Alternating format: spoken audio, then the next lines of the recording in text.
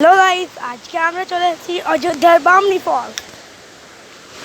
তো এখানে বোতল নিয়ে আসতে হয়েছে, কারণ এখানে অনেকটা সিঁড়ি নামা, পাথরে পাথরে নামতে হচ্ছে। এখন আমরা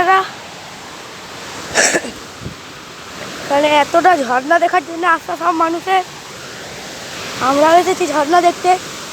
দেখুন এখানে ঝর্ণাটা, ও ভাই সাব্বাস, দেখুন এখানে ঝর্ণা যা সুন্দর আমি আর কখনো দেখিনি।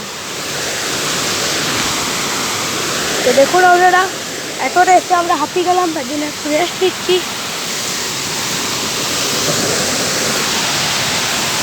তো ঝর্ণাটা খুব সুন্দর দেখতে, আরও নিচে যাচ্ছে পাথরে পাথরে, কিন্তু আমরা আর নামছি না, কারণ আমাদের পায়ে ব্যথা হবে, অনেকটা সিঁড়ি উঠতে হবে।